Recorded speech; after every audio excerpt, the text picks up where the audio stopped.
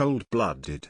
Boris' rival, MACROM, made struck call over Heap as his blank look of human trafficking. Fish is a tiny contributor to both countries' national incomes, 0.06% of France's economy and 0.1% of the UK's, but could nonetheless trigger a trade war and poison the UK's relationship with its closest neighbours. Brexit ended the Granville Bay Agreement between the UK and the autonomous governments of the Channel Islands, which set rights for French boats fishing in the waters off of Jersey and Guernsey. The Brexit trade deal contained an agreement on fisheries, but the French and the British hold opposing interpretations.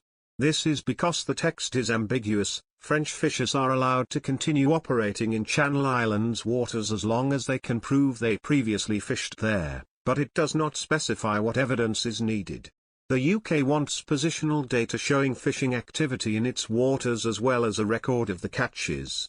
British authorities acknowledge that many small boats that don't carry GPS systems may struggle to produce such evidence. They also argue some fishers may have had permission to fish in Channel Islands waters before Brexit but never made use of it, so they should not qualify under the new rules.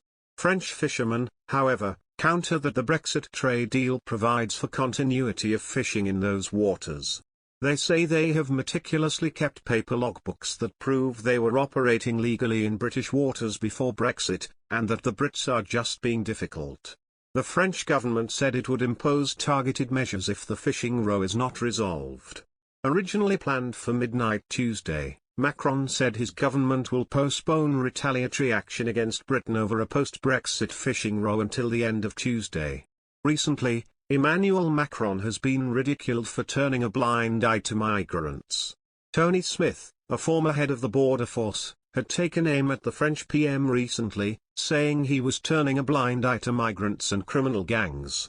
These claims come after a record-breaking 1,185 people reached the UK on Thursday.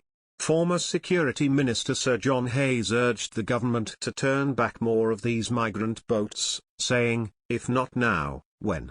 Sir John has also argued that the number of people entering the UK makes a nonsense of the claim that we've taken back control of our borders. He added, "The government really needs now to do what I know they've been planning for some time, which is to turn back the boats and to process all asylum applications offshore." In Australia, that had a dramatic effect on the number of people crossing, because the truth is that a combination of people traffickers, economic migrants, and irresponsible and greedy rights lawyers are gaming the asylum system. Some readers were not happy by the suggestion that Macron is turning a blind eye to migrants. One reader wrote, "This is what Brexiteers voted for. To be in charge of our own borders."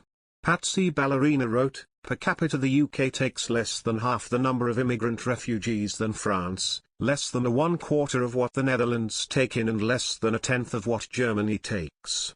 And yet the UK has been one of the top nations responsible for refugees with the wars we start and take part in, such as Iraq, Afghanistan, Libya, Syria.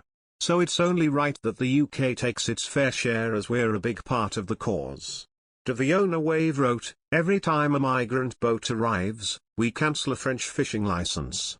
Bishop wrote, "The problem can be dealt with. However, the government would seem to lack the will or courage to do so, and our fair legal system is being turned against us." Proud Scott wrote, "This is getting seriously out of hand. The government seems incapable of properly protecting our own shores while sending our troops to another country entirely to help them protect their borders. This is wrong and totally unacceptable."